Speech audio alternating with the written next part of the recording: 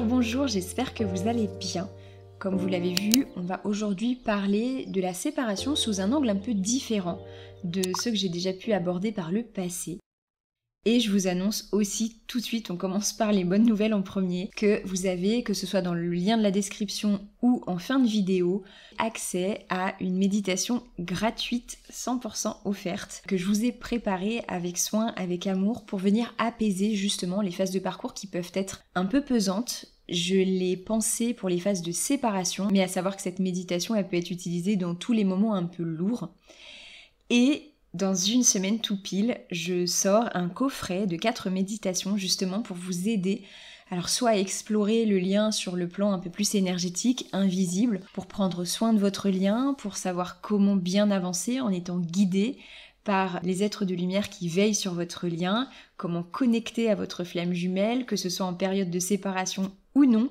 Je suis hyper enthousiaste de tout ça, j'espère que ça vous plaira. Je prendrai évidemment le temps de vous présenter en détail toutes les méditations. La semaine prochaine, je ferai un audio qui sera dédié, qui sera peut-être du coup un petit peu hors sujet par rapport aux épisodes habituels, mais je vous présenterai tout ça et si ça vous intéresse, évidemment, vous aurez toutes les informations sur ce coffret-là. En attendant, si ça vous intéresse, je vous recommande fortement de récupérer la méditation qui est offerte. C'est là que vous aurez toutes les informations sur le coffret et que vous ne louperez rien. Revenons maintenant à nos moutons. Et si la séparation, qu'on voyait très souvent comme une sanction, une punition, et moi la première, quand j'ai vécu cette séparation, alors vous connaissez un petit peu, je pense maintenant, mon histoire, ou en tout cas la manière dont j'ai vécu mon parcours. Moi, la première partie de mon parcours, je l'ai vécu totalement la tête dans les nuages, c'est-à-dire dans le flou total, je devrais dire même la tête dans le brouillard. Je comprenais rien à ce qui m'arrivait et la toute première séparation, qui n'a pas été forcément une séparation, on va dire physique, mais qui était le départ de mon jumeau d'âme dans un autre travail, où je savais qu'on ne se croiserait plus tous les jours et je savais intuitivement à ce moment-là qu'on ne se parlerait beaucoup moins à partir de là. Je l'ai vécu vraiment comme un abandon. Vraiment, je peux pas mettre d'autres mots dessus, j'ai eu l'impression que il me laissait toute seule, même si à cette époque-là, évidemment, les blessures de l'âme, je ne connaissais rien du tout à tout ça. J'ai pas du tout mis ces mots-là dessus à l'époque, mais c'est totalement comme ça que je l'ai vécu. Je l'ai vécu comme un arrachement, comme un abandon, comme il me laisse toute seule sur le bord de la route. Donc sur le coup, j'étais en incompréhension, j'étais très en colère aussi contre lui, une colère très refoulée où je lui en voulais, je comprenais pas pourquoi il avait pas fait plus d'efforts pour qu'on puisse rester dans le même travail, ce qui était très égoïste de ma part parce qu'en plus ça s'était pas forcément très bien passé pour lui, ce départ je sais que ça a été éprouvant et moi je voyais vraiment que mon côté, je me disais mais il aurait pas pu faire un effort pour qu'on puisse rester en contact tout le temps, qu'on puisse se voir tous les jours, donc vraiment à l'époque je l'ai vécu comme la trahison du divin, déjà trahison de mon autre et trahison du divin. Ça, je l'ai peut-être déjà abordé, mais en réalité, notre rapport à notre autre, c'est toujours le reflet de notre rapport au divin. Ce qui sera peut-être intéressant à développer dans un autre épisode, je vais essayer de pas trop partir dans tous les sens dans celui-ci. Évidemment, quand on parle de séparation, on a toujours 2 lectures de la situation. On a la lecture du point de vue de la personne incarnée, donc personnalité avec l'ego, qui va réfléchir en termes de souffrance, et on a la lecture du point de vue de l'âme. Du point de vue de l'ego, souvent, on va avoir une lecture qui va être assez proche de ce que j'ai pu vivre. On le vit comme une coupure, un rejet, un abandon, une trahison même, une injustice, un peu tout. Ça va dépendre des points de vue et des blessures qui sont activées chez chacun. Et du point de vue de l'âme, cette séparation, c'est une bénédiction parce que c'est une opportunité d'évolution qui est énormissime. Là, je parle de la séparation. En réalité, ça va dépendre des parcours. La majorité des parcours vont avoir une séparation, au moins. Je dis la majorité parce qu'il y a des parcours qui me disent cheminer sans séparation. J'ai eu très peu d'exemples en rendez-vous. J'ai eu, depuis le temps que j'accompagne les parcours, une seule situation où c'était effectivement un couple de flammes jumelles mais qui n'avait pas été séparés. Dans la grande majorité des cas, il y a une séparation, voire plusieurs séparations. Je sais qu'il y a parmi les personnes qui m'écoutent des aficionados et des aficionadas de l'alchimie. Je ne suis pas experte en alchimie, mais il y a plusieurs étapes. Et il y a notamment dans ce qu'on appelle le grand œuvre de l'alchimie, on a 3 étapes. On a la première étape qui est Nigredo, qui est donc l'étape de chaos, de douleur, qui est très inconfortable à vivre, que l'on peut associer à la friction d'ego, surtout suivie de la nuit noire de l'âme, où là on va être vraiment dans la douleur, dans l'énergie de chaos, où tout va ressortir en fait. C'est un peu tout ce qui était sous terre, tout ce qui était un peu inconscient en fait, qui va remonter à la surface. Ensuite, on a Albedo, qui est la purification. Donc là, c'est vraiment l'étape de nettoyage, de prise de conscience. On est dans une étape de purification. Ça, c'est l'étape qui va nous intéresser. Et ensuite, on a la troisième étape qui est Rubedo ou Rubedo, qui est l'union intérieure, donc la renaissance, le rayonnement, qui va plutôt faire référence à la complétude, puis aux retrouvailles possibles. On va revenir sur la phase Albedo, qui est la phase de purification, où en fait c'est une phase de nettoyage. Cette phase de nettoyage, elle est pour moi illustrée dans le parcours de Flamme Jumelle par la phase de séparation.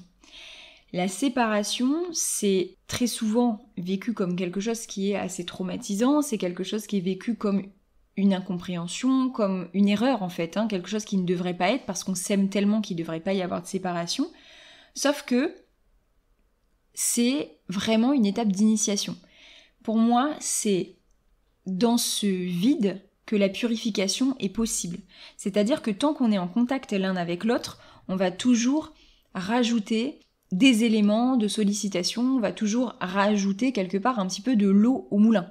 Sauf que quand on est dans une étape de séparation, on est dans une forme de vide. Et à partir de là, il y a une vacuité disponible pour pouvoir purifier, nettoyer, prendre conscience. Et ça, c'est pour la grande majeure partie des parcours pas possible en étant en lien avec l'autre directement.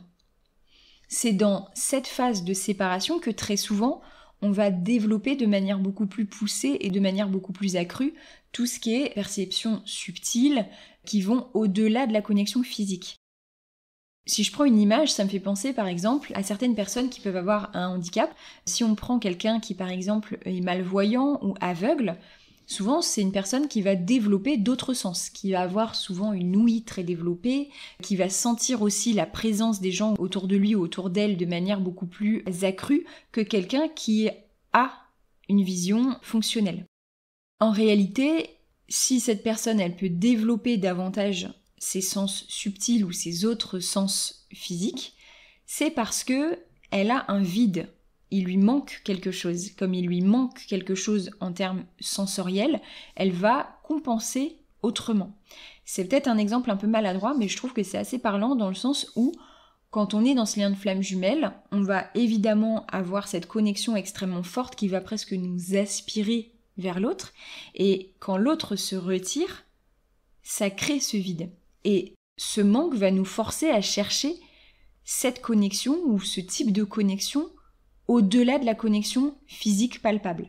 Très souvent, quand on est en lien de flamme jumelle, il y aura eu une phase où on va être en connexion physique avec l'autre. Que ce soit en connexion physique directe tactile ou que ce soit en échange.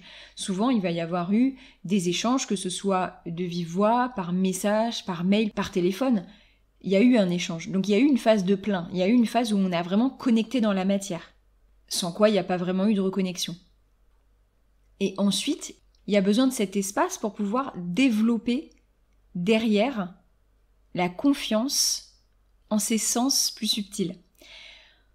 Quand on n'est pas en présence de l'autre et qu'on n'a pas de communication avec l'autre, on est obligé de se faire confiance. Et bien sûr, au début, ça va passer par je suis pas sûre et par des confirmations extérieures, etc.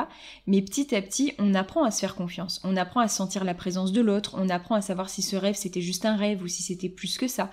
On apprend à sentir aussi l'appel du divin sur certains messages qui nous sont délivrés. Et ça, ce serait pas possible si l'autre était tout le temps dans notre champ. Parce que l'autre est un aimant tellement puissant qui va concentrer une grosse partie de nos énergies et qu'en fait on va tous les deux concentrer une grosse partie de notre énergie l'un vis-à-vis de l'autre.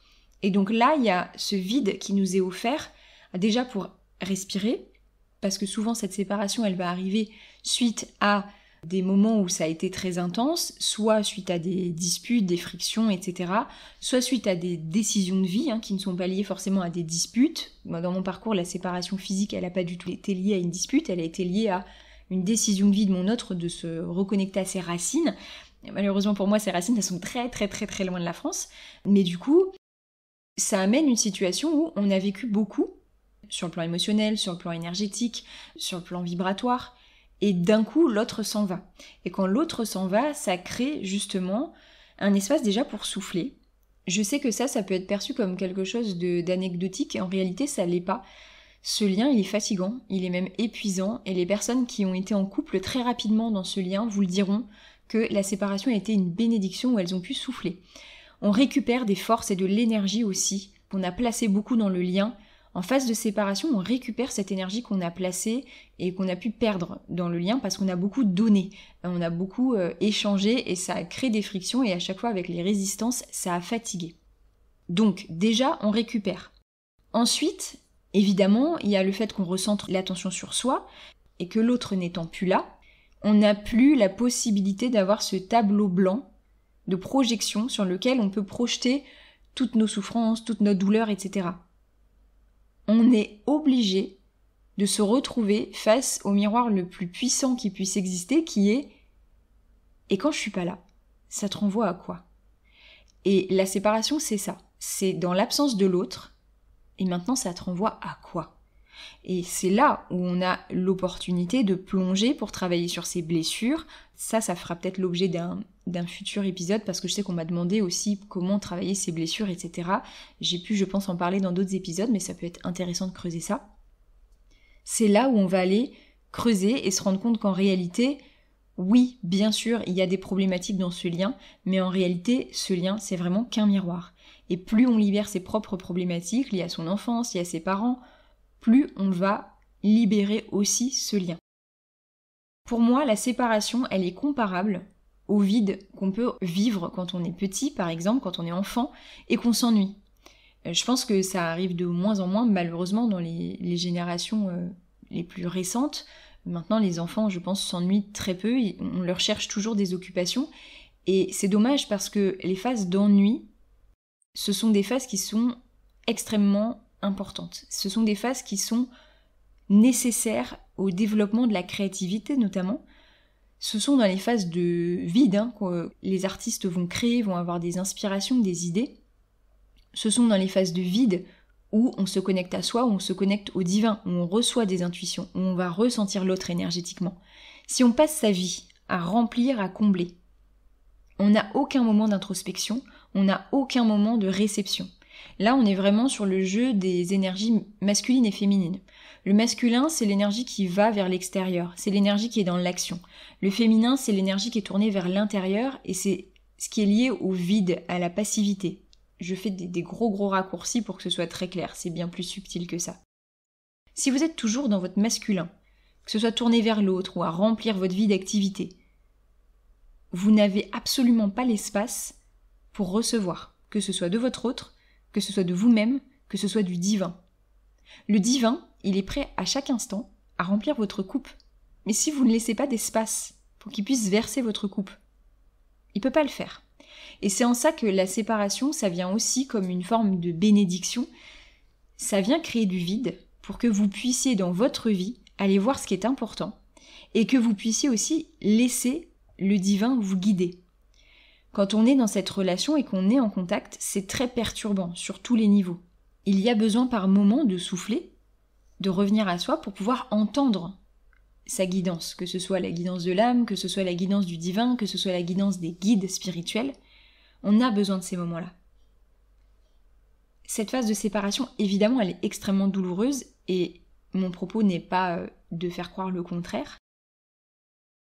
On a toujours la sensation dans cette phase de séparation d'avoir perdu quelque chose. Enfin, je sais que ça peut être différent selon les polarités. Il y a une polarité, on va dire plutôt runner, qui est dans le soulagement justement, au moment de la séparation, une forme de soulagement. Mais si cette séparation elle se prolonge, et si on avance dans le parcours, cette séparation elle va plus être si agréable que ça. À un moment donné, il va y avoir la sensation de « peut-être que j'ai perdu l'autre ». Pour le chaser, ça va venir très vite. Tout de suite, dès qu'il y a séparation, on se dit « peut-être que j'ai perdu l'autre ». Mais en réalité, c'est un silence et c'est un vide plutôt qui pousse à l'introspection. Donc pour moi, si je reboucle avec cette histoire justement d'alchimie et d'initiation intérieure, la séparation, c'est albédo, c'est la phase de purification. C'est la phase dont vous avez besoin pour nettoyer, prendre conscience, recevoir, pour atteindre cette fameuse union intérieure. Cette phase de renaissance, donc cette phase qu'on appelle la complétude, avec soi d'abord, pour pouvoir ensuite accueillir les retrouvailles. Tant qu'il n'y a pas cette phase de purification, alors évidemment il y a des parcours qui disent marcher main dans la main, et peut-être que cette phase de purification, pour certaines personnes, elle peut se faire ensemble, s'il y a suffisamment de maturité émotionnelle et de communication sur le plan émotionnel, et qu'il y a suffisamment d'espace qui est laissé à l'autre dans la relation, ce qui n'est pas forcément évident dans un lien de flamme jumelle, vraiment pas évident. Tant qu'il n'y a pas cette phase de purification, on va être coincé en fait dans la phase nigredo, qui est la phase de confusion, de douleur et de chaos. Et il y a beaucoup de personnes qui sur le parcours vivent cette séparation comme étant un prolongement de cette douleur et de ce chaos, là où en réalité c'est un peu un havre de paix qui vous est offert, c'est une oasis pour vous ressourcer, pour nettoyer. Et tant que cette séparation elle n'est pas employée à ça, la phase nigredo, de chaos, de douleur, elle ne va faire que se prolonger. Et donc c'est quand vous acceptez qu'en réalité la séparation c'est le cadeau qui vous est offert pour aller nettoyer, aller purifier, aller apaiser, c'est là où vous vous offrez la possibilité d'avancer vers la phase d'après, qui est la phase de l'union intérieure, et qui est la phase la plus agréable du parcours. Évidemment, je vous laisse tout de suite le lien vers la méditation qui est offerte là, dans l'écran de fin de vidéo. Je mets également le lien vers cette méditation dans le lien de la description. Je vous dis à la semaine prochaine pour vous parler en long, en large, en travers de ce coffret de méditation. J'espère vraiment que ça va vous plaire autant que ça m'a plu de le préparer. Je me suis connectée à de très belles énergies pour le faire. Donc j'espère que ça vous apportera plein de choses et que ça vous plaira. Si vous avez envie d'échanger sur cette phase de séparation, sur l'alchimie, sur la manière dont vous vivez cette phase de séparation et comment vous aimeriez peut-être idéalement la vivre, je vous laisse me rejoindre en commentaire. Je vous dis à très vite. Et en attendant, moi, je crois en vous.